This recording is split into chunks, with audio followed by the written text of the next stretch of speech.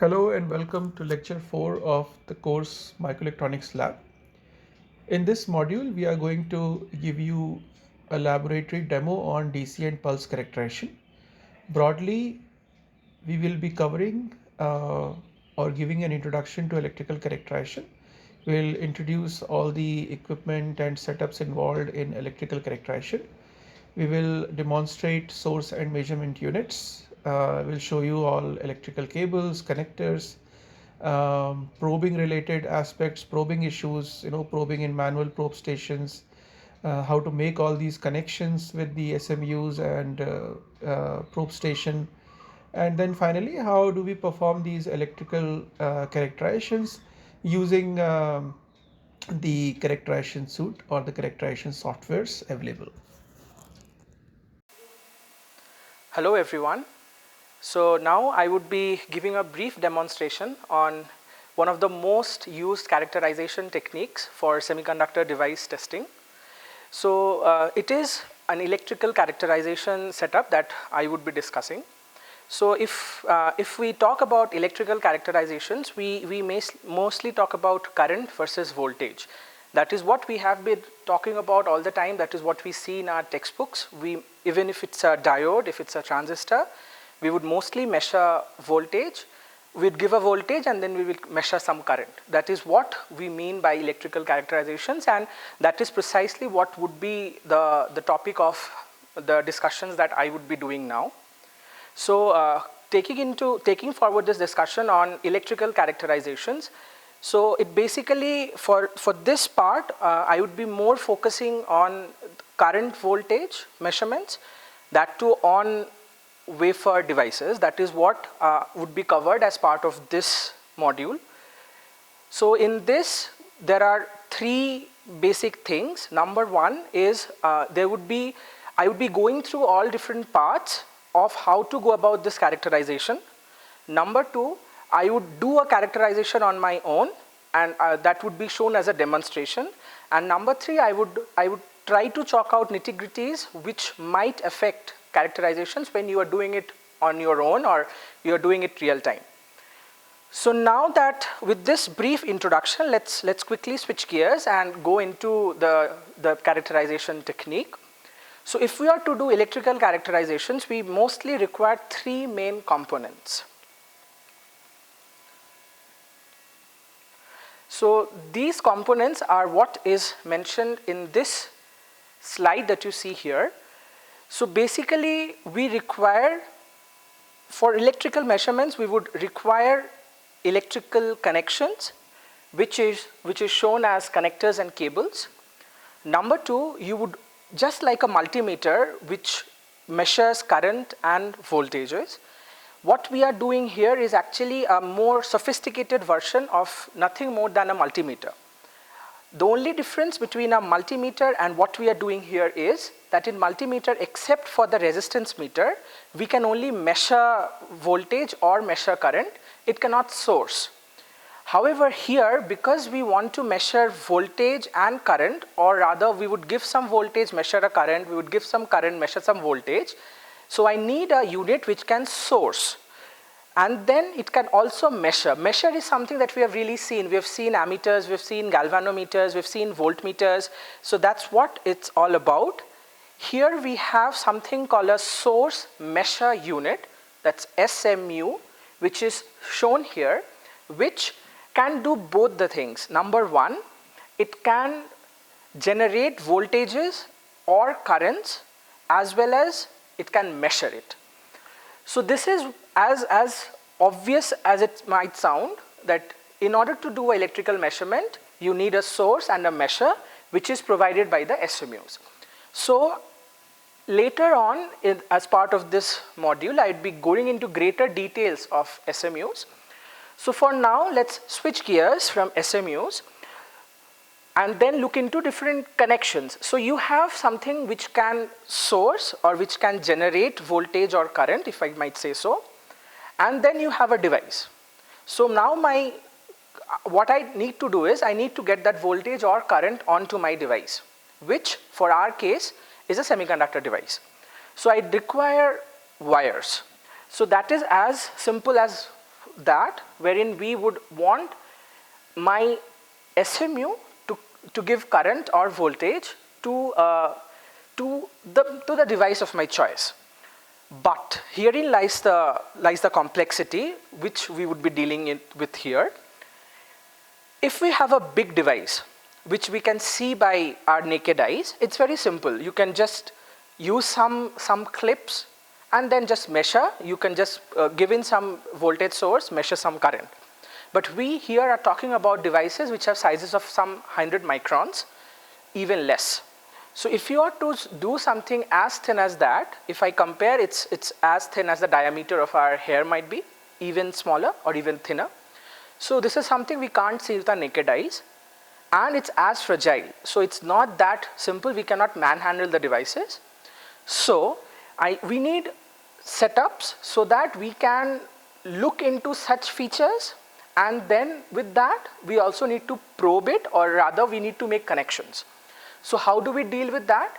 We have something called a prober, which is called a probing station. So this here is what we are talking about. It's a manual probing station.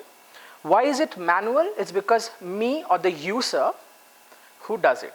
So till now we have been talking about source measure units and connectors, and then I had highlighted how important is it to have a setup wherein I can load a device or a chip which is as small as 100 microns. So I was talking about something called a manual probe station. So here is what you see is a manual probe station. I would go into the details of this probe station because this is one of the most important, and I would say the basic requirement which satisfies all other complex measurements. So you might be thinking of making any other complex measurement of your choice wherein you can integrate many other things on it. But if you want to bias a device, you want to give some voltage, measure some current, and with that you want to see something else of your device, the basic fundamental criteria remains the same. You need to probe the device. And how do you do it? Invariably, if you are doing it in an academic setup, we would do it with a manual probe station. As part of a different module, we would also look into some other complex variants of this probe station, which is a semi-automatic probe station, which would be covered as part of a separate module. So now with this brief introduction, let me switch gears and go into each of the modules, that is SMUs, number 2 connectors and cables, and last but not the least, manual probe station, one at a time. So now, as discussed previously, I would go into one of the most important modules, which is of, I'd say, a sub-module of this characterization technique, which is going into the details of SMU, which is a source measure unit. What would be covered here is that I would be showing you how a SMU looks like, how should it be controlled, how do we control it, and from where do we get connections. So for that, so this is a typical source measure unit, a Keithley source measure unit, which has the number 2636B. Why do I say it? Because this is what differentiates. We have families of SMUs. I'll be going into some details of different classes of SMUs that might be available. For now, this is one of the most basic SMUs available. Basic in the sense it can go to mediocre voltage ranges, mediocre current ranges, but it has very good resolution. So changing the class or changing the type of the SMU would only change my resolution or resolution of the current that we are measuring, the voltage that we are measuring, how far off, or like what's the voltage range that we might go, or what's the current range that we might go. So this, what we see here is 2636B, which is a dual channel referred to as channel A and channel B. What does it mean? Two channels, each channel is one SMU. So this is two SMUs in one SMU, right? So SMU1 or one source measure unit is channel A. The second source measure unit is channel B. Turning it on is very simple through the power button, and we have controls here which controls each of the channels. It's a duplication of the same thing for two different channels or two different SMUs, wherein we can use this console to either use this as a source meter or like a voltage source, a current source, we can use it to measure through this console. However, what we would prefer is a software. So we mostly or generally would use a software which controls the SMU, which I would be covering in details when we are doing a measurement. So I'll not go into details of these buttons here, but this SMU control through software would be covered. Now with this console in picture, what is more important to look at is how we need to make connections. So at the outset, I had already mentioned that why do we require SMU? It can always generate voltages and currents, or it can go from a different, it can sweep over different voltages, sweep over different current ranges. So for 2636P, it's like 0 to 200 volts. So I can sweep from 0 to 200 volts. I can measure to some few amperes at around 1.2 amperes of current. But the challenge is how do we connect it from here to the device. So the challenge is resolved through the console at the back, which is this. So I had been talking exclusively about SMU number 2636P, which is the console here, which is a dual channel SMU. So I was again talking about that it can go to some few hundred volts, which is around 200 volts, can measure currents as low as 2 amperes. So this is a 4-quadrant diagram of a 2636B kind of a family of Keithley SMUs.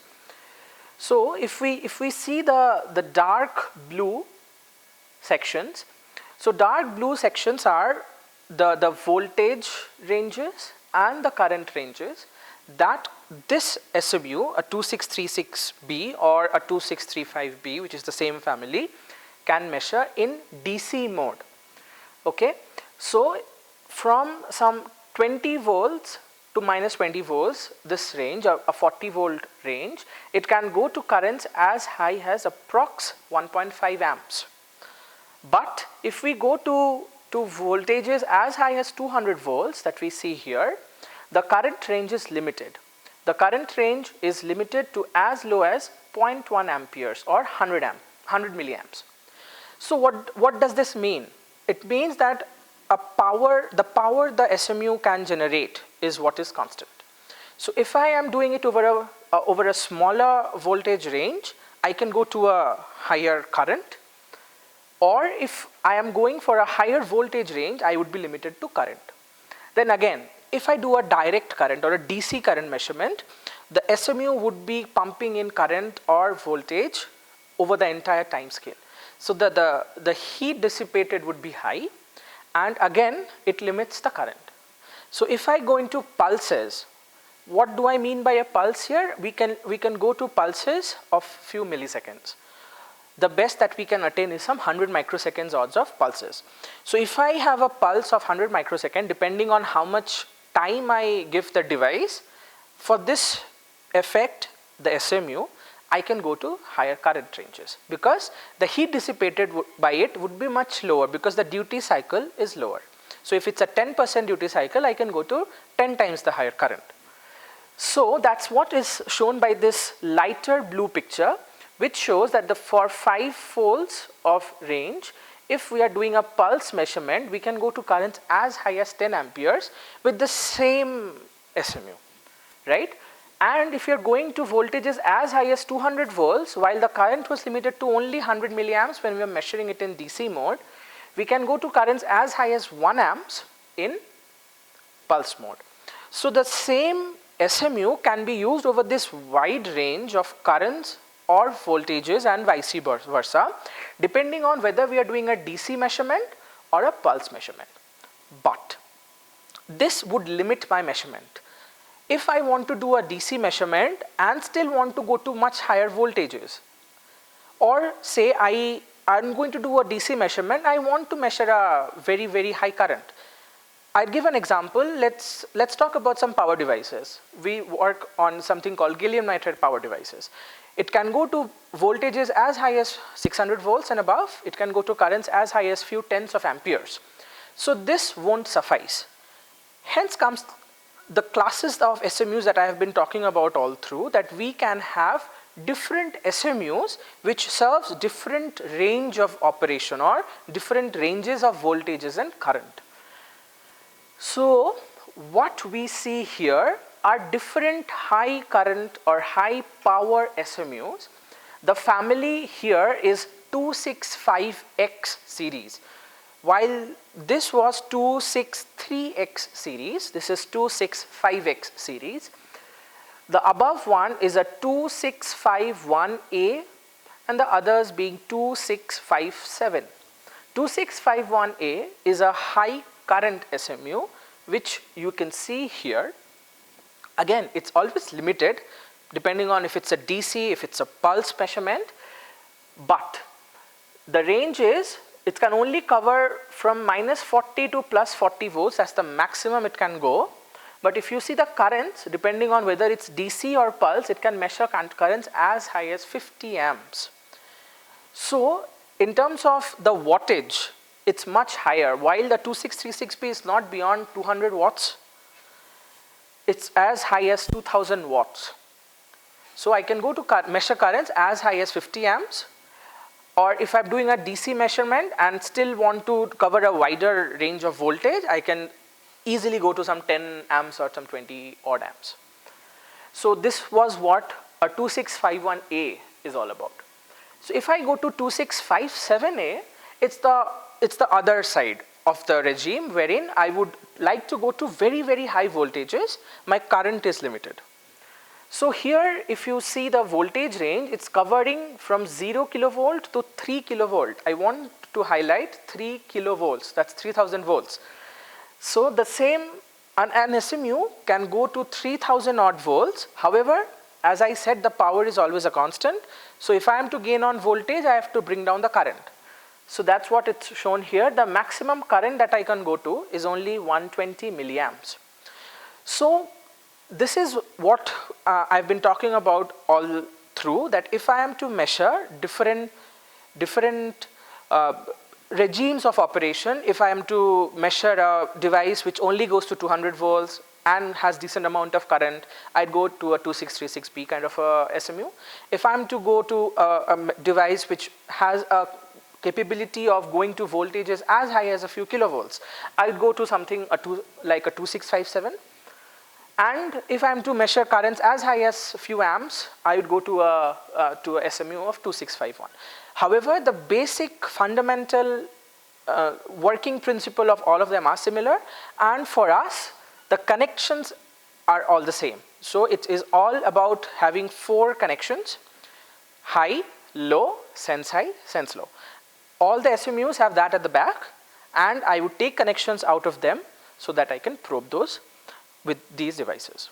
So I've been talking about how to connect the SMU to the device of my choice.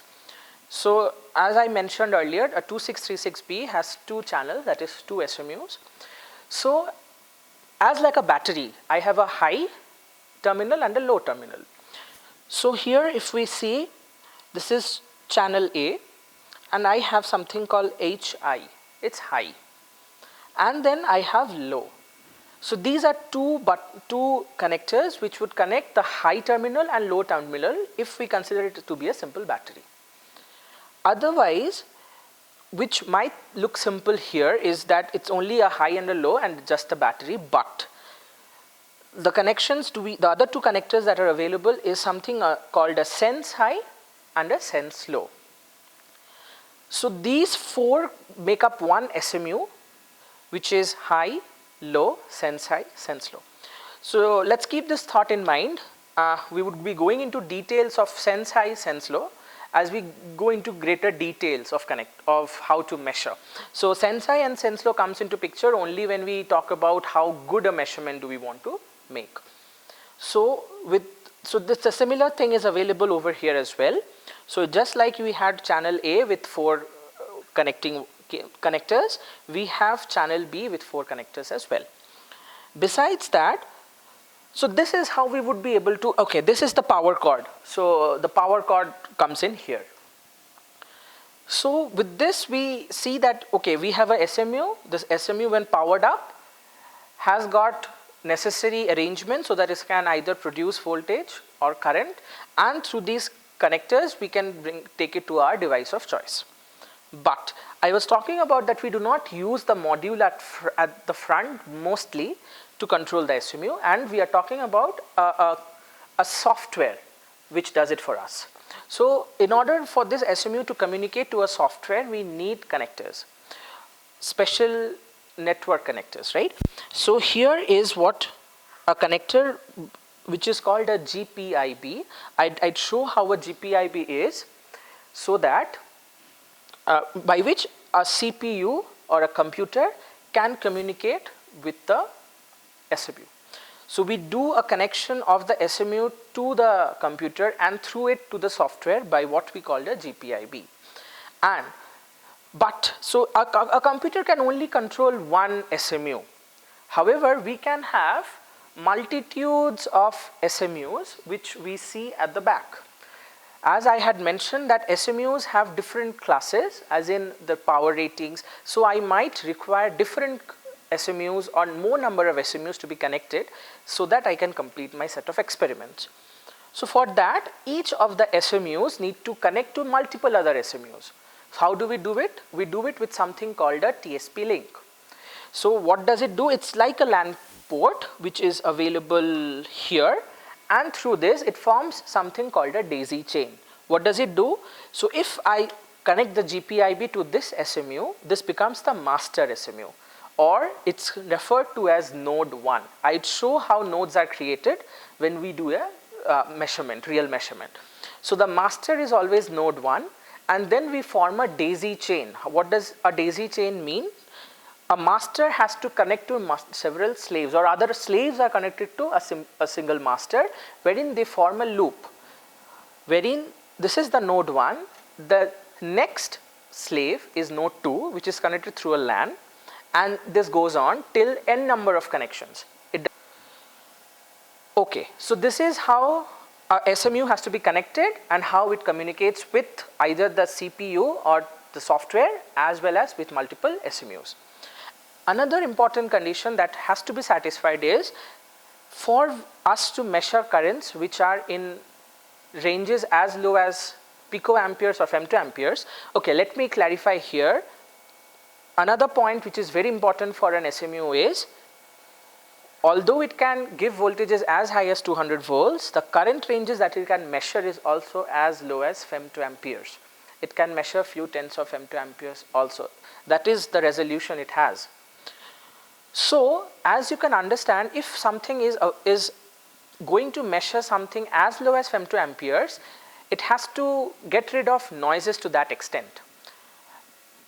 A very important source of noise is ground, because our ground is not a perfect zero. There is going to be some fluctuations, and that is enough to create noises such that I cannot measure currents as low as femtoamperes, even picoamperes. So it's very important that each of these devices or these SMUs are connected to a very good proper ground so that it can cancel off noises.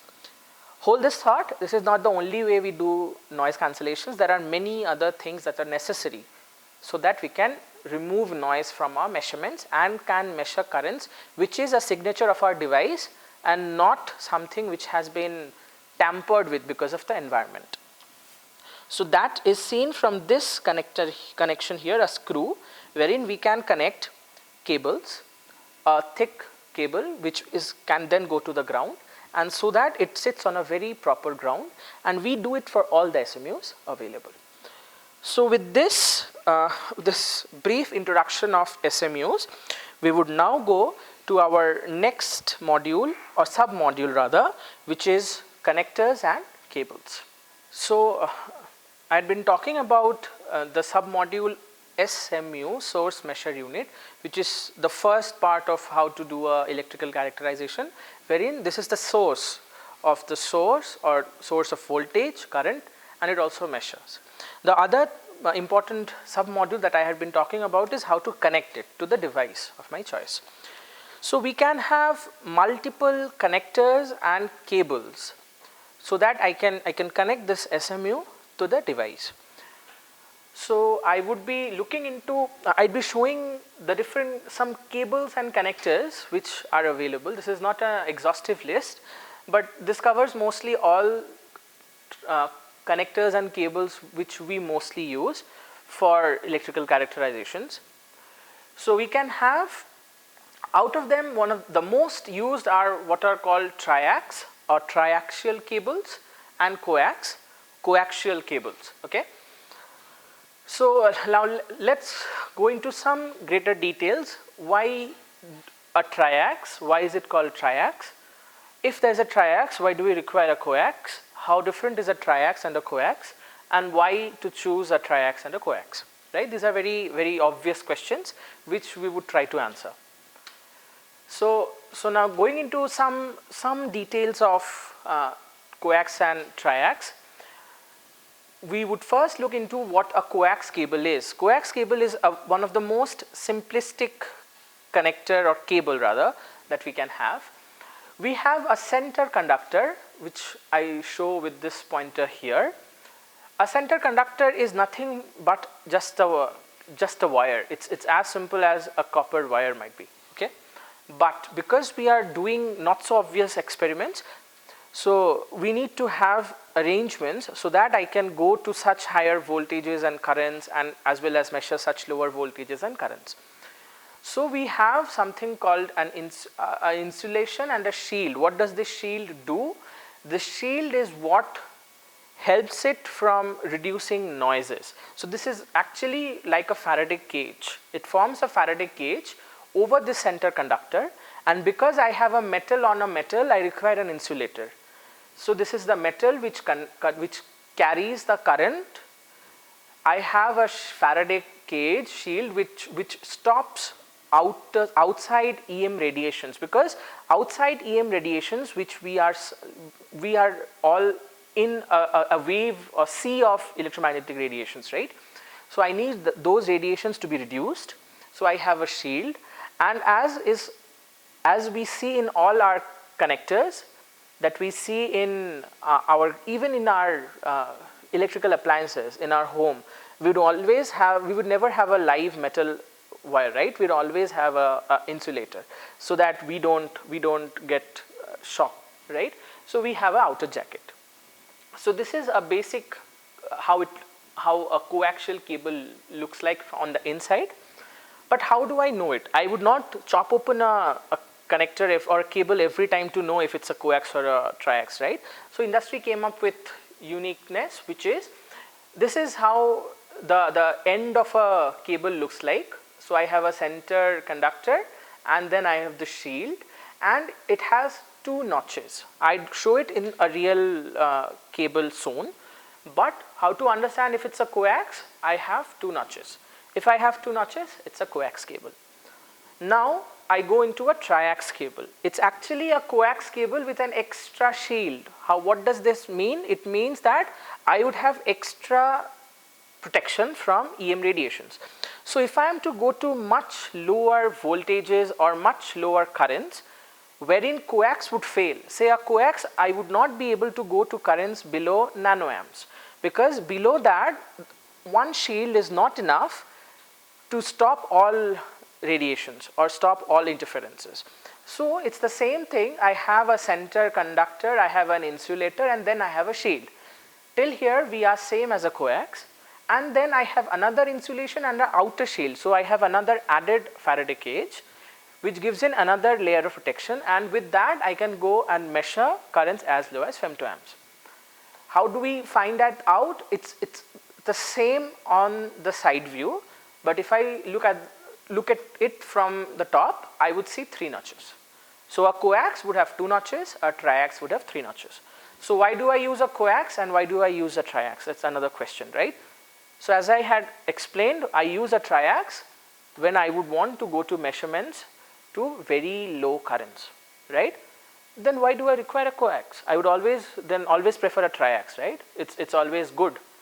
The problem is if I go to currents of very high magnitude, what would it do? I have one insulator. So I have a lot of current flowing through this conductor, right? So it's going to heat by I square R. I want this heat to dissipate off. What stops heat from dissipation is an insulator. Here I have one insulator, I have two layers of insulator. So if I have the same current flowing through both of them, the heat in this cable, dissipation of heat in this cable is much faster as compared to a triax cable. So the rule of thumb is, if you are measuring currents beyond amps, beyond an amp, you should go for coax cable. You should never go for triax cables. And if you are going for current voltages and currents which are very low, you want to measure nanovolts, you want to measure femtoamps, you would be going for a triaxial cable. So I've been talking about the different cables and connectors, and then went into some bit of details of coax and triax. So now let's look into how coax, triax cables look like. So this is a coax cable. If you look closely, you would see two notches. You would see a center pin. That center pin is the conductor, which again, another point to note here is that the center pin is a male, right? So for all connectors that we have, it's always a male and the SMUs are female, okay? So we would connect this male to a female, and that's how we make connections. So with this, now let's look into how a triax looks like. So if we see, it would have three notches, and we also see the same central conductor, which is a pointed conductor at the middle, and we can see white rings. Those white rings are the insulators. So this is a basic coax and a triax. Another point to note, again, the triax is again, as I said, a male. However, I was also talking about devices or SMUs which can go to very high currents or very high voltages. So especially if you are going to very high voltages, I would require special arrangements so that I do not get a shock. So for that, we would have special connectors or special cables. This here is a high voltage triax. High voltage triax is similar to a normal triax. The only difference is that the center conductor is way inside. If you see it here, the central conductor would be much, I would say, at a much greater depth from the top. Why is it so? In these regions, even if you really try, you can actually touch your finger tip onto these central tips. So you can get a shock if you do it for the same in the high voltage triax, right? Because you're looking at voltages as high as few kilovolts. So this is a safety feature. Otherwise, it's the same. It's just on the outside, this added safety feature. Okay, so I've talked about three different cables that we have, and then I said that these can directly go to the ends of an SMU. So seen the different cables that we have, a coax, triax and a high voltage triax, and I said that we can directly connect it to an SMU. So that's it, right? However, so if we are doing a real measurement, I'll give you an example. Let's say we are measuring a transistor. I want to measure the output characteristics of a transistor. I would give gate voltages, and then I would measure drain current for different drain voltages. So I require two SMUs, right? One would be a gate source and the other would be a drain source. However, both the SMUs, the source or the low has to be connected together. So I need one SMU, high, to go to drain, the low goes to source. Again another SMU, the high goes to gate, the low goes to source. So the two cables coming out from the low of two different SMUs need to be connected. So I need connectors. So I need connectors to connect from a coax to a triax, two triax to form a single triax. I might require two coax to form a single coax. I might require a coax male, male, female. So all possible combinations that you can think of. So let's look into some of the connectors that might be available, which we can see here. So let's look into some of the connectors. So if we see the connector here, there are 3 notches. So it's a triax on this side, a triax female, and if we see it on the other side, it has 2 notches, so it's a coax male. So it's a triax female to a coax male kind of a converter. Again, if we look at the other connector, so we have a coax, we have another coax, both females, and then it forms a T and forms a coax male. So it's a T connector from where, so this is what I would be requiring so that I can make the lows of 2 SMUs. So the source, the gate SMU, that is say SMU1, the low of one and the low of other to connect to form a single which goes to the source. This is just for an example. Similarly, we can have an opposite here of what I had mentioned in the at the onset or the first connector. So I have a coax female and I have a triax male, or I can have a coax female, it's a coax I. So it's a through connection. So similarly, I can have many more connectors available. So the basic idea here is that it is going to connect several cables. It is going to convert it from either a coax to a triax or vice versa. So now we have covered the submodule cables and connectors, wherein we looked into multiple cables, connectors which might be available. We already covered SMUs. With this background of how to generate voltage current and how to transfer it to the device, now let's look into the main module, a sub-module of this module, electrical characterization, which is the manual probe station. So now we will be looking into the most critical part of electrical characterization, which is a manual probe station. So this is how a manual probe station looks from the outside. So let me first tell that we had been looking into the in the internal part of the manual probe station all this while. This was kept open so that we can look into the, for demonstration purposes rather. However, a manual probe station always has this black box, which is a Faraday cage. So I've been talking about how to cancel noise from cables by using multiple shields, etc. So I would also require my device, because my device is on wafer and it's not, I would not say that it's been packaged or something. So I need to reduce the interferences. So I would need a Faraday cage also for the device. So this is a Faraday cage which is supposed to be always shut when we are doing a real measurement. However, for demonstration purposes, I will now keep it open. So this is a manual probe station.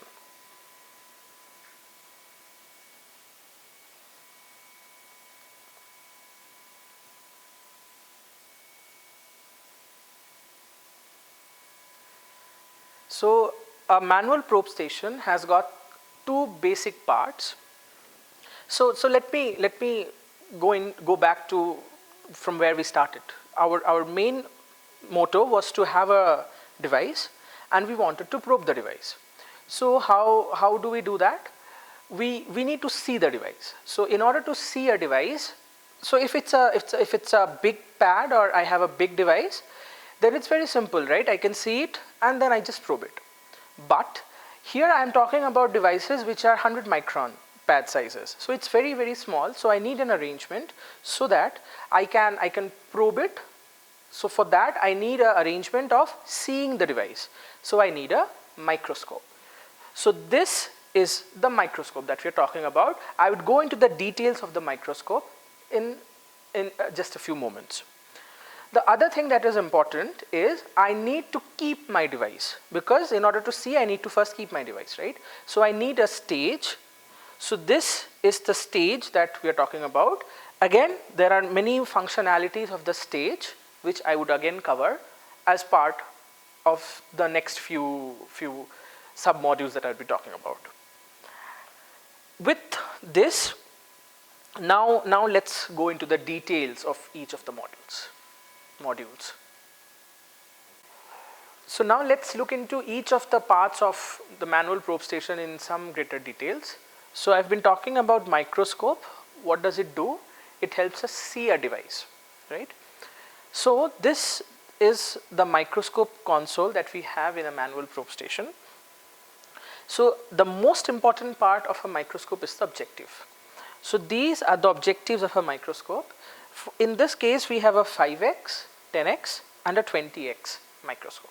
So those are the magnifications of the microscope, and depending on how small my device is, I would be choosing a particular microscope, okay, or rather a particular objective of the microscope. So this was the objective lenses that I've been talking about. Besides that, we also require something called a eyepiece. So these are the eyepiece microscopes lenses that we have. The eyepiece lenses have a magnification of 10x, and we also have an external, I would say a magnification arrangement, which again does a 1x or a 2x magnification. So in total, we can have multiple, I would say, combinations of magnifications that are possible. I'll give an example. Say I choose a 5x objective here. I have a 10x here and a 2x here. So that's 10 into 220 into 500x. So I can magnify 100 times. On the other hand, I choose a 20x, and then again I choose a 2x, and I have a 10x here. So that's 20x and a 20x, that's 400x. So I want everyone to have a feel for the amount of magnification or the range of magnifications that we can achieve. We can have a magnification as low as 5x if I neglect everything, or I can have a magnification as high as 400x, depending on, I can even go to even higher magnifications depending on if I choose an even higher objective, right? So depending on that, I would be able to see different sizes of devices. So if it's a 100 micron device, I would mostly choose a 10x kind of a microscope or an objective. Besides that, we also have a camera, a 5 megapixel camera, which sits on top of the objective lenses, using which we can see the device onto using a multicam. It's a multicam camera, using which we can see the device on our screen, and we would be using this to probe the devices. Okay, so I have an arrangement described as of now, which is a microscope arrangement by which I can see a very small device to the tunes of few hundred microns, even lower. Now, in order to probe a device, I need to search for the device, right? So in order to search for a device, I need motion of the microscope. So what are the possible motions of a microscope? It can be X, Y and Z. So the knobs that you see here are the X,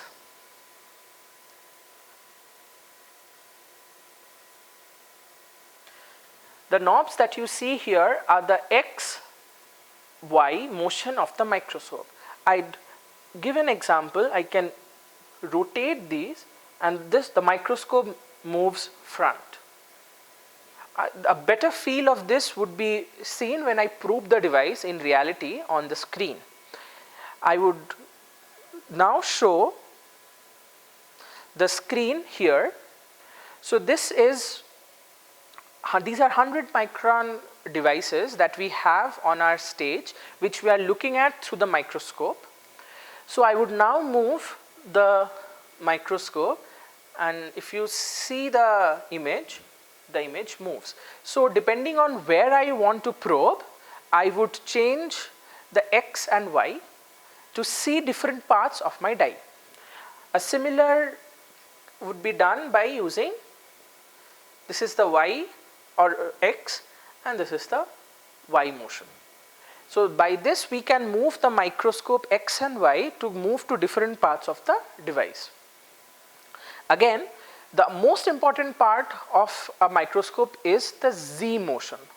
So till now I have shown the microscope and the X and Y motion of the microscope. The other most important thing that I was talking about is the Z motion of the microscope.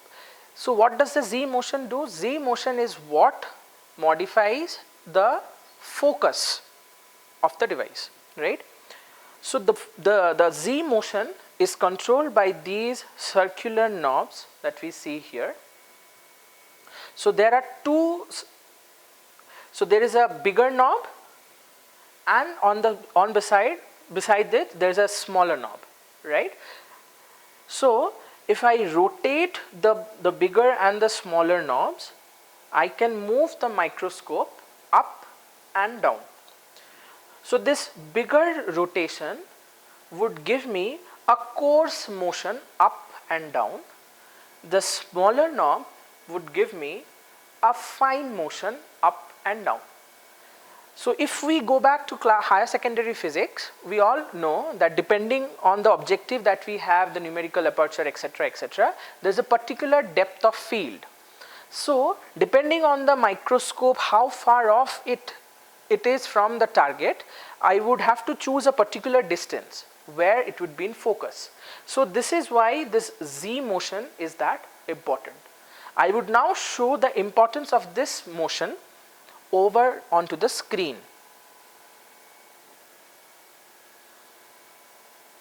So if we see the image there, it's a defocused image. Now I would slowly turn the knobs, and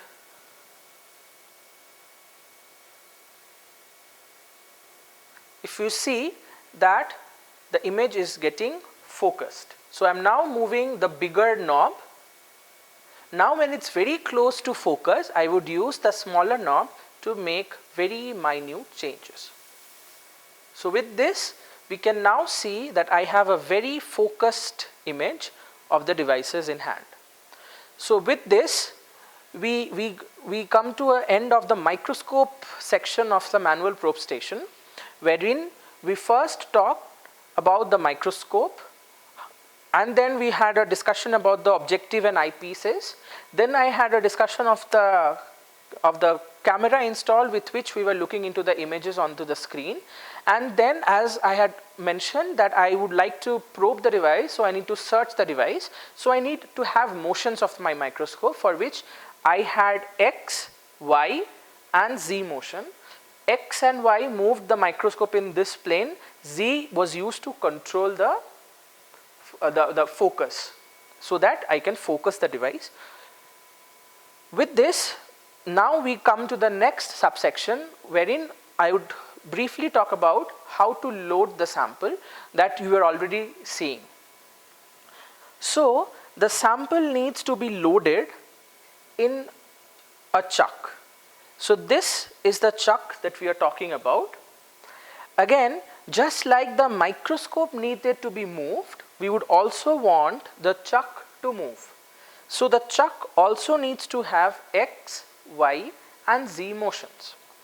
In this model of the manual probe station, the chuck can only have X and Y motion, and those motions are controlled by these two knobs. So again, if I rotate this knob, the entire chuck moves back, and then if I rotate the other knob, it moves in the X direction. Again, I would like to show it on the screen.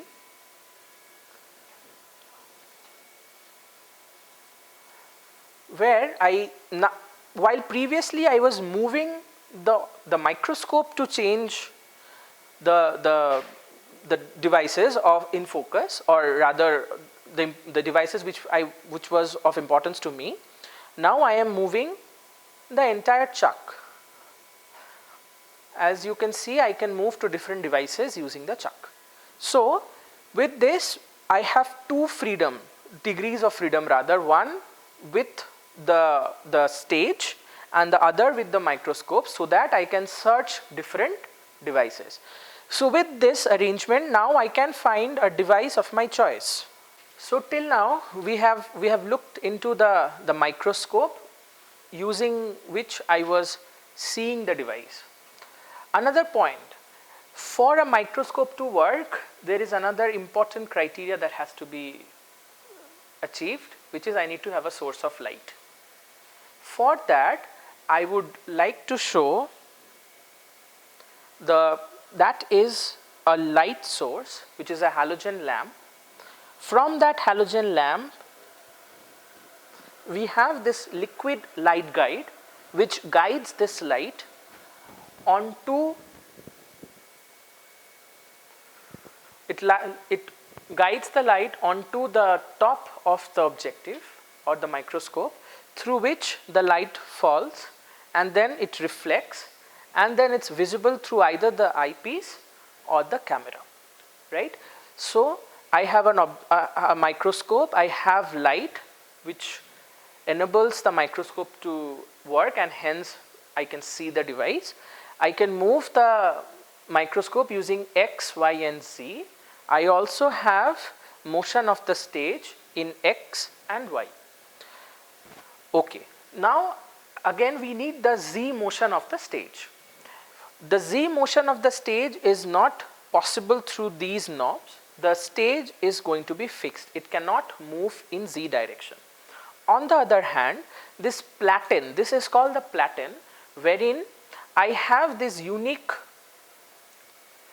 things which are called micropositioners. I would come into details of this micropositioners soon, but this platen can now move up and down. It can move up and down using this button at the back. So using, if I rotate this button, I would be able to move this entire platen up or down. So effectively, it's the same as giving the stage a Z motion. Instead of having the Z motion directly on the stage, I have the Z motion in this platen. So in summary, the stage can move X and Y using these two knobs, and the platen can move Z by that. So with this, I really now complete the two degrees of freedom. One, the microscope, which can move in XYZ, and the stage, which can move in XYZ. But the condition here is that if I move using this, it's always a coarse motion. If we can see on the screen there, even if I move a single turn, it moves through a multiple devices. If we can see each one of them is a single device, and if I rotate it just once, I have moved through some 10 devices. So I do not have control over where I can probe, because I need that much amount of control that I can probe in this exact device. However, I need arrangement so that I can have that fine an arrangement of that fine a control. While the microscope has that kind of a control using the fine button or the fine knob that I had shown here. So this was the coarse Z, this was the fine Z. Similarly, here we have something called micropositioners. The job of the micropositioner is to move something called tips in X, Y and Z direction in micrometer scales. So what are tips? Tips are what you see as black here. What are these? So these are basically tungsten made tips, and the diameter that we are looking about here, this is, I would like to point out here that this is not in focus now, because these two are in different planes. It is not touching the device at this point in time. So while this is focused, the tip is not focused. I would show how it looks like when it is focused. So this is a metallic tip made mostly of tungsten. It's a very hard metal. And then the tip diameter can vary from 5 micron to as high as 200 micron, and we use different tip diameters depending on the pad sizes and the amount of current that we want to measure or we want to source. So these tips are what needs to be connected. So actually I have an SMU, from SMU I have a cable that connects, and that cable then connects through this tip onto the device. So I say this is my source, this is the source, this is the drain, this is the gate. So I need 3 tips. 3 tips, each one of them going to SMUs, right?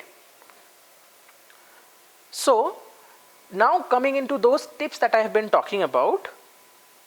So these are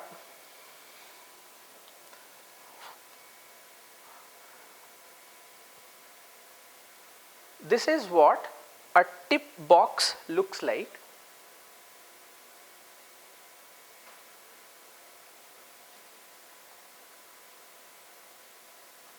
So this is what a tip box looks like. It has around 10 tips, each of them the tip end, which can be seen here.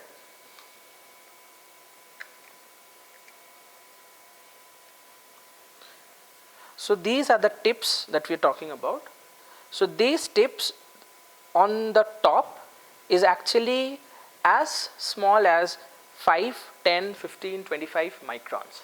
So we now need to load these tips into these micro positioners, and using micro positioner we need to move the tip to the device and then probe.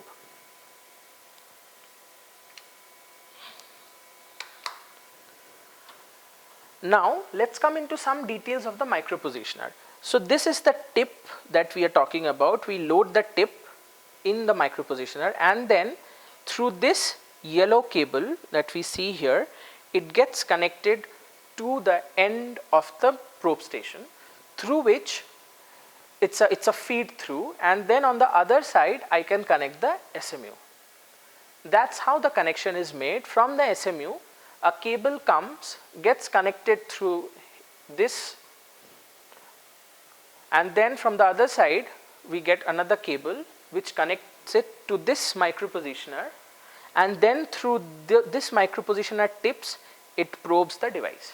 This is what we call as probing. Now looking into the micro positioner, we always talk about 3 motions, X, Y and Z. Again, the micro positioner would allow motions in micro scale in X, Y and Z. So I would again like to show that if I move this,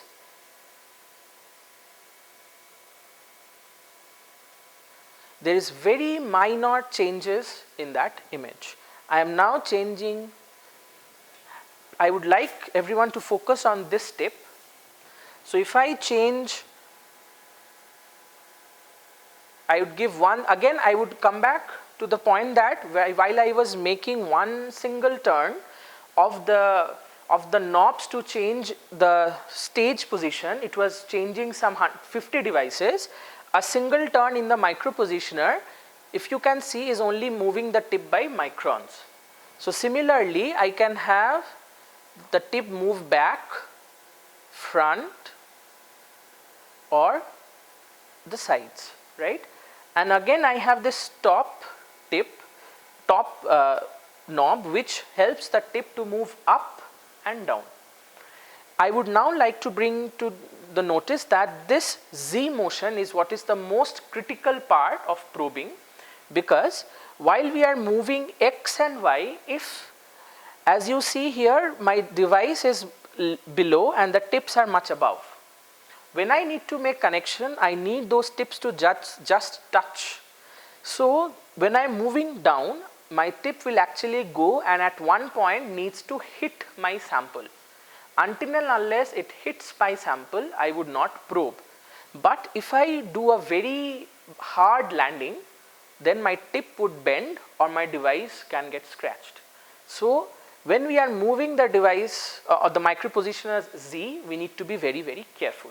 Similarly, when we are moving the Z of the microscope, we need to be very careful, because if we move the microscope very fast down, we would again go and hit the tips. So the word of caution is, whenever you are moving anything which coincides with the Z motion, be it the stage, be it the micro positioner or the microscope, you always have to be very, very careful and always look. So the point is, when you are very far off, use a coarse motion. When you are close by, always use a fine motion. Okay, so now we have covered all the points of how to probe. Now let's talk about how to load the device. So this was the stage that I have been talking about all through. So this stage, using this coarse motion, can move out. I have now moved the stage out so that I can easily access the device. So I have moved the chuck out so that I can easily access the device. Another point that we have is we can move the microscope up and then lock so that the microscope is also way up. This gives us freedom of accessing so that we don't hit the microscope or it does not hit anything. With this, we would load the sample now. As we need to do this measurements and we want to have minimum noise and we want the device to be very stable, we need vacuum so that the sample clings on to the substrate or to the chuck. So we have different knobs. So we have moved the stage out, and using a pair of tweezers we can keep the sample. We want the device to be stable and not move during my probing and when I am measuring. So I want the device to be as stable as possible. We can attain it using vacuum, and that vacuum is created using or supplied to the chuck using these three knobs that we see here, which controls ports at or points at three different parts of the chuck. Using them I can hold my device tight using vacuum onto the chuck. So we had talked about how to load the sample onto the stage and then use knobs to connect vacuum so that the sample does not move. However, another very important condition is, although we don't feel, there are always vibrations that are happening. So we need to isolate our devices from those vibrations as well, so that once we have probed, just like the vacuum holds the device onto its place on the chuck, I would want an extra degree of for accuracy, I would want another degree of complexity to be added onto the system, which is vibration isolation. So I had talked about this whole Faraday cage which needs to be shut so that it stops electromagnetic interferences. Similarly, I have the legs that you see here, it's a stage which is isolated from the ground using hydraulic. The hydraulic here used is air. So we have a compressor sitting at the back which compresses air and then pumps it in, and we have sensors which maintains the stage at equilibrium and isolates it from the ground so that any vibration, if it's to a particular limit, will be segregated out and my measurements will not suffer, or the stage will not move and my sample would not move. So with all this background and nitty-gritties of how a probe station looks like, what are the various components, how do they work, now let's go into the major part of it, which is probing. Now I would quickly show how we really probe a device, how do you know you have probed it, and then we'll look into some characteristics of those devices.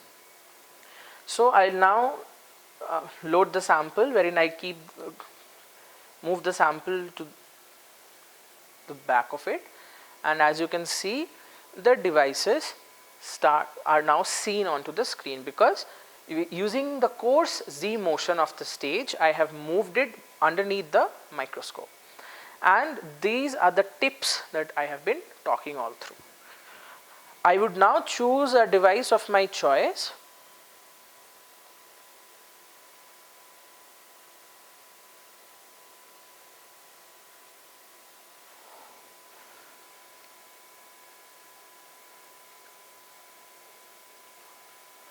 Say this is the device of my choice. Now I need to move the micro positioners close by. While two of them are close by, the other one is pretty far off.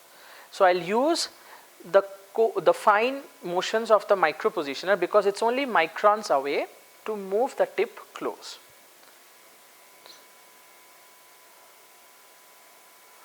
So I would want everyone to focus on this tip for the time being.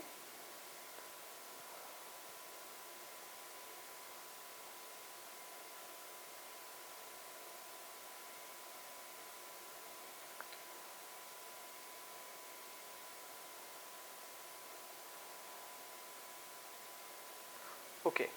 So now all the tips are on top. So now the only motion that is required of the micropositioner is to move the tips down so that it hits onto the sample.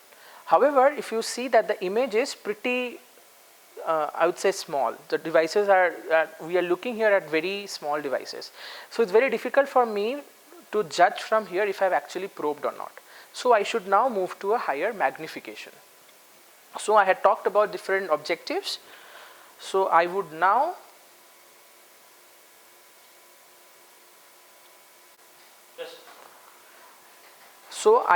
use this to rotate, and then I need to focus back because the depth of field has changed.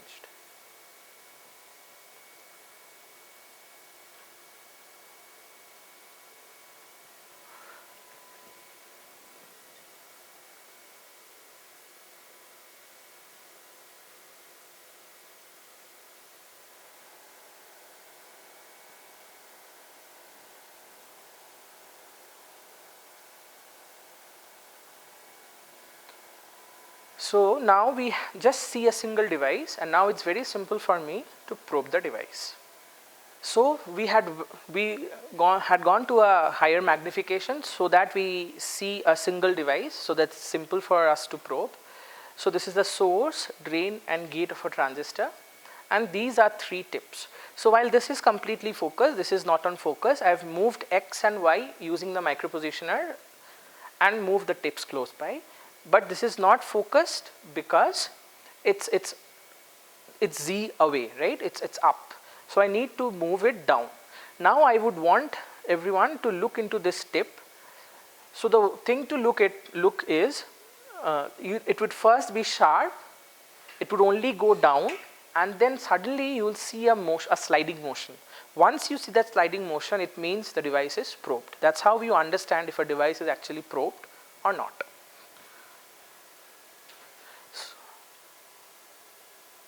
So as you see, the shadow is becoming thinner, or I would say more focused. Please look here.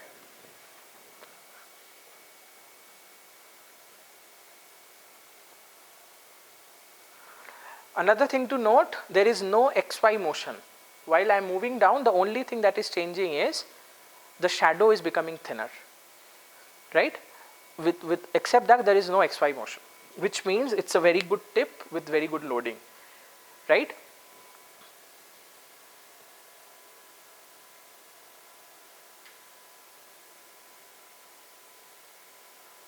Even now we are still going down, and there is no XY motion, only the tip is becoming sharper.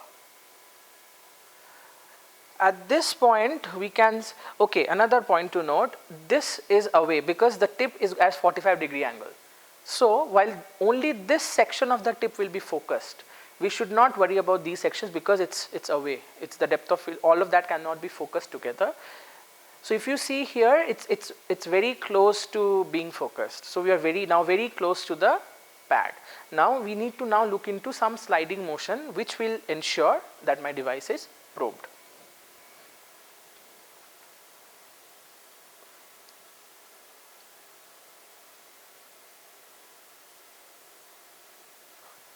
Now that was the first sliding motion. I'd repeat.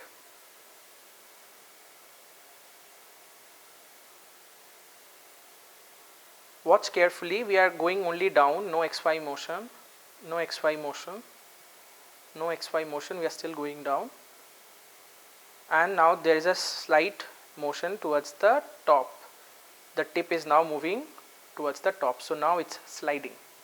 So this means it was here, it was going down, and then it's slid away, right? So this means we have probed.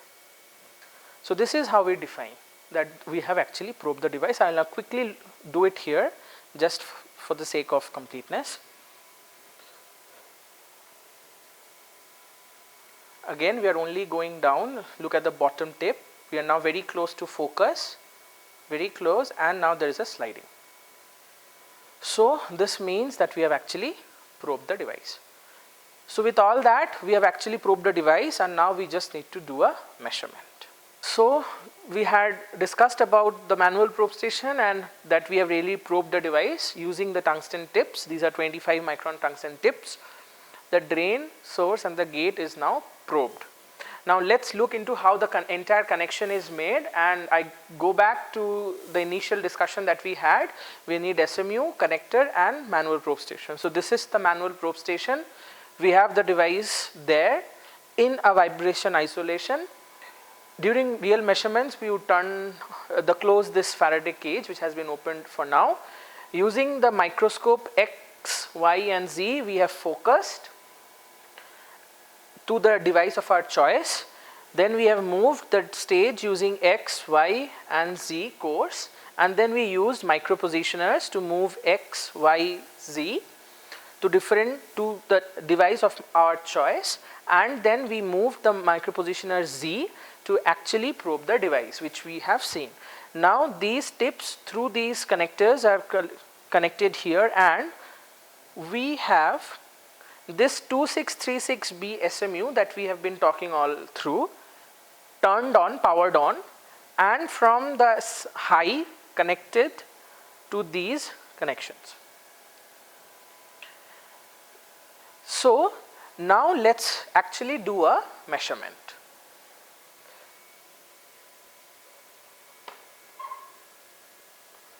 So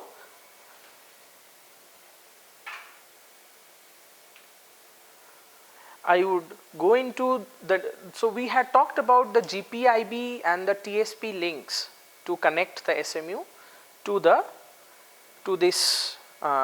system. So for that we need to go to menu, and then using this knob we rotate it. Here we have the GPIB connection, so we press it. Then we have the address and enable. It should always be enabled. Then we click on address and we choose an address from 0 to 30. So here the address is 01. Using this address, the system and this SMU connects. Then we press enter, and then it automatically exits. Another is, I was talking about daisy chains. How do we do that? We move further with this knob to TSP link, which is now blinking. We press the TSP link, then we go to node, press on node, and node is now 1. So this is the master node. If we want to change it, we just press it and then move. So we are now moving to different nodes. I've made this node 1. Point to remember, if it's a master, the node has to be point 1. Then we again press enter and exit. Now I would show how to make this SMU a slave SMU. I'd first turn on the power.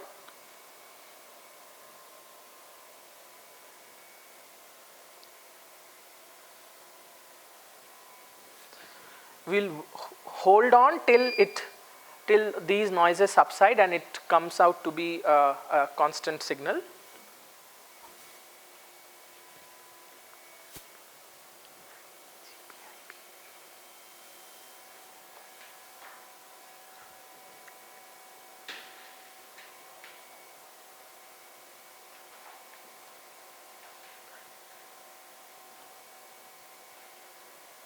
So this is how it looks.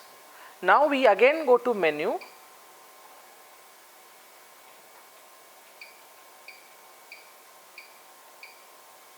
go to TSP link, go to node. Again here is node 01, then it cannot be a slave. So we press it, move it to 2. So this is the first slave. So accordingly we can choose node 3, node 4, XXX to N. And then again we press enter. We can check it now, it's node 2, enter, exit, exit. So now I have a master and a slave.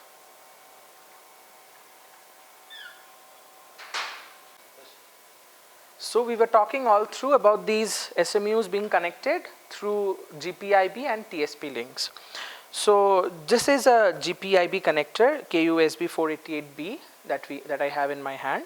So this goes onto the SMU, and the other part of it is a USB port which is connected to the system, to the CPU. The other is this TSP links, which needs to be connected to the master, one to the LAN port of the master, and similar to LAN port of the master, which is TSP link port, and the other one goes to the slave, and then it forms the daisy chain. So now with everything set, we will now really do a measurement using a software called ACS, which is an automated characterization suite, using which we would control the SMUs and then measure.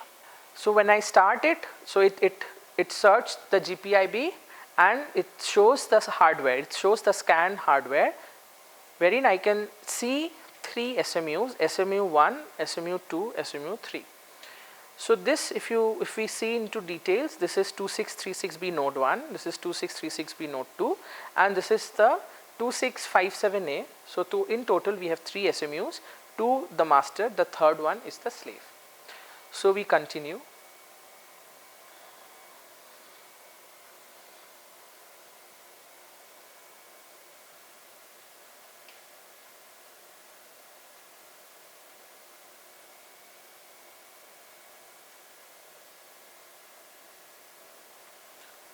Okay, so now this is the first window which comes up, wherein we can choose the device that we are measuring. So I'll now tell how to make to load a device, and then how to make a test routine which has to be run. So I'll start from the front, from top down, wherein so this is the subsite, so which means it's the device or where I am presently present. So I have to first add a device. So I'll go there, insert device. So I have been talking about a transistor. It is a NMOS. So I choose a N MOSFET. So this is the symbol that comes up of the MOSFET. So I open it. So this appears here as the N MOSFET. Once the N MOSFET is here, now I need to define different tests. So this is done using this ITM, it's the interactive test module, which needs to be selected. So once I am here, so this was what I did first, new device, then I click on new ITM. So first ITM comes up, I then rename it and I name it as IDVD. Okay. So I would also do IDVG say, so I would make 3 ITMs, IDVD, IDVG,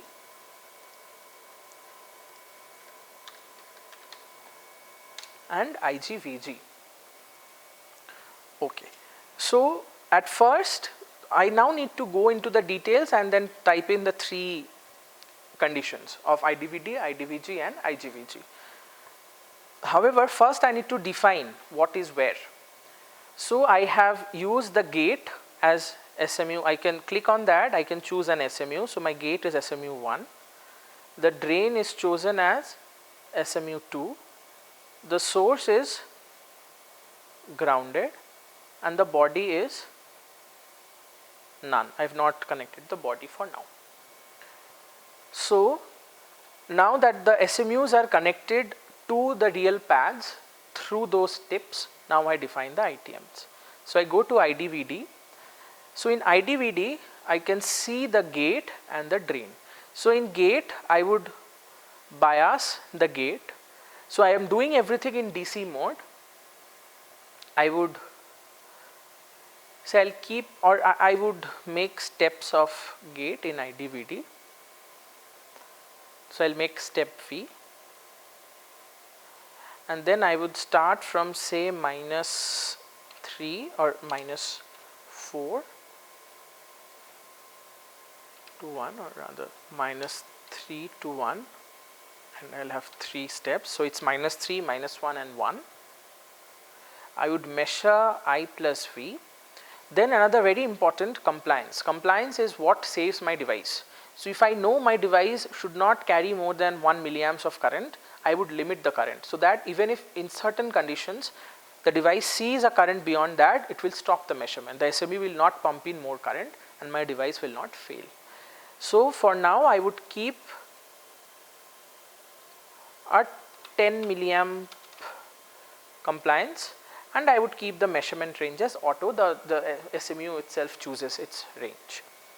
Again, for the drain, because I am doing a IDVD, I need to sweep the drain. So I'll change the function to sweep V, and then I do a linear sweep from 0 to 10 volts over steps of say 0.5. Again, I measure I plus V, and I have a compliance of 0.01. The measurement range is auto. Okay, the gate current compliance has to be reduced because otherwise my device will fail. So I have reduced the compliance of the gate. Then I save the ITM. Similarly, I would quickly make IDVG. So IDVG, the gate has to be swept. The gate is being swept from -4 to 1 volts at steps of 0.1. I'd measure I plus V. The compliance is, and then I have a measurement range of auto. The drain is fixed, so I have bias. I make the drain fix at 10 volts, measure I plus V, and then compliance I can have 10 milliamp, again measure auto. Similarly, IGVG, the drain will be biased at 0 volts. I'd measure I plus V, and the gate has to be swept in DC from minus say 4 to 1 volts at steps of 0.1 volts. Again I measure I plus V, and I have an auto range. Okay, so now two other important things. So here in every ITM we have this stop on compliance. So if we do not click stop on compliance, it will not stop the measurement even if this compliance is hit. So it's very important that every time we click this stop on compliance. So I had discussed about how the ITMs were created, saved, and then stop on compliance. Another point besides the compliance was I had discussed about the high, low, sense high, sense low. So the point here is we go to the device and we can go to the sense mode. It would mostly be in default. If we click remote, it would start the sense option. What does it mean? It means when I'm actually doing a measurement, what might happen is I might try to pump a particular current, or say I want to apply 10 volts, but because of these long wires, the wires will have some finite resistance. So there would be some drop in that wire, and as a result, or the cables, and as a result the 10 volts that I am applying might actually come in at some 8 or even 9 volts, or might be 9.5 volts. We do not actually know, depends on the current that is being pumped through the cable. So I might be getting an underestimation. So the other way to do is that I can actually sense the voltage across the pad, and then I give a feedback to the system that, well, you have pumped in 10 volts but you are actually getting 9.5 volts. So increase the voltage of the source or the SMU to a level such that it actually gives 10 volts to the device. So that is called a 4-probe measurement, which is actually done by the sense mode, wherein here we have seen only one probe in one pad, but we then need another probe in that pad, wherein one probe will take the voltage or the current from the SMUs through the device, and the other one is used for measuring it, the sense part of it rather. So for now, for the sake of simplicity, we have kept it as without the sense. We would do a sense measurement when we do a semi-automatic probe station demonstration, wherein we will actually do a measurement with sense on. However, since if we want to do a sense mode, keep the sense mode on, then we need to keep it in remote. If we are not using sense mode, we would keep this mode as local. Local means it is not going to take any sense data. So we've kept everything local, and now we save it.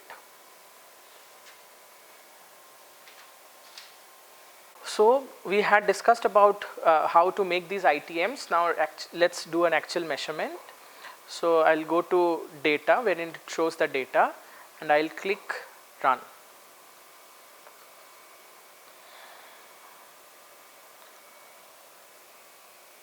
So this is for a VD of 1 volts. The device is now in off state with a current in nanoamps.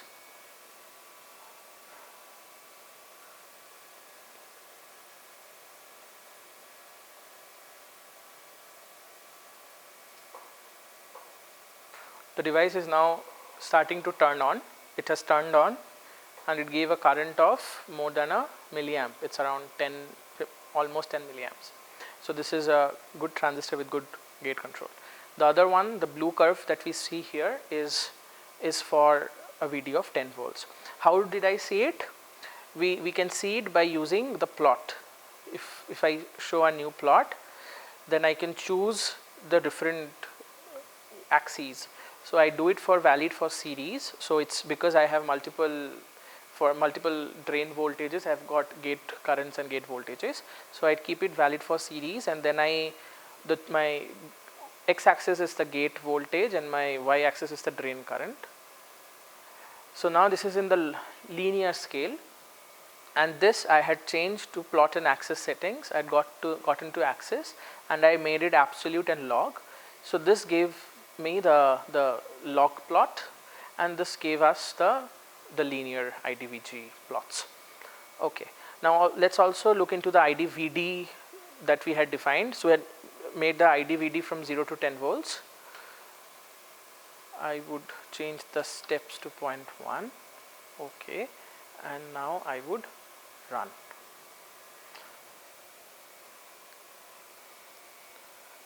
So again it's minus 10, so the device is in off state now.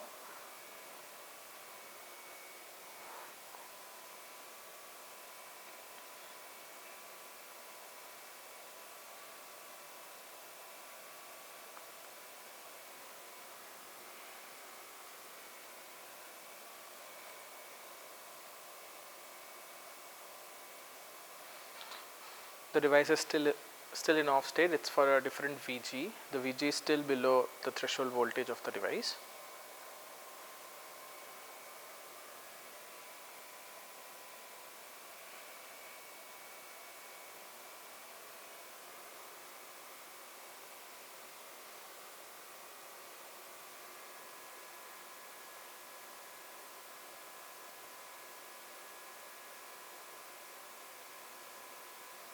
The device is now starting to turn on. So it's now very close to threshold voltage, and we get current in approx microamps, a bit higher than microamp.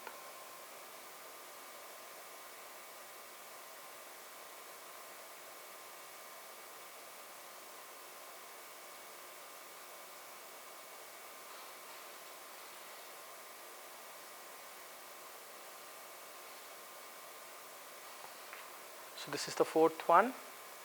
So it's even higher, and now so I see a complete family of curves which gives good transistor action.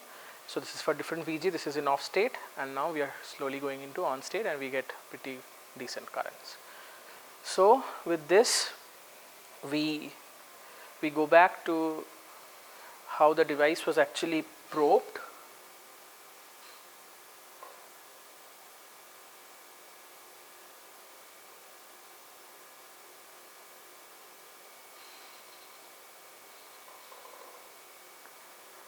this was the transistor that we had probed, and this is the device characteristics that we got.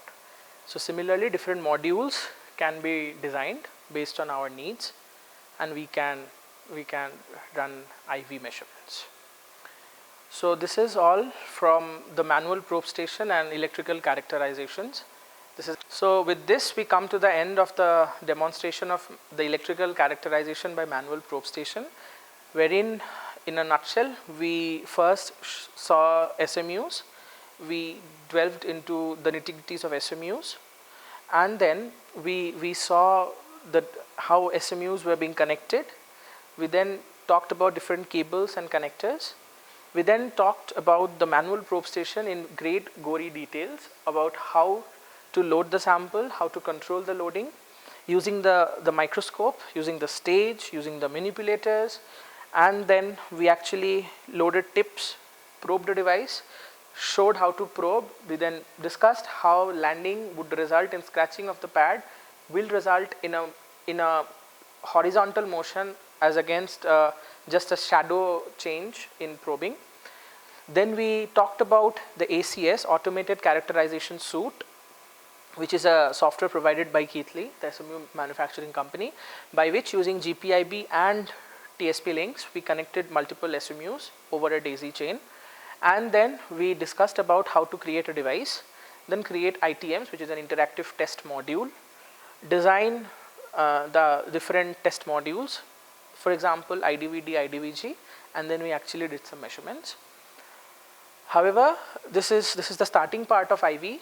We can go into much greater details on that. However, it all starts with this basic fundamental understanding of how to design the setup and how to actually probe, and then we can, depending on our needs, we can actually use either pulse, go to different voltage ranges, current ranges, probe different devices, do other measurements, shine light, have CV, do any more experiments out based on our necessities, but it all boils down to how good you probe the device and how good connections you make. That's all for today. Thank you.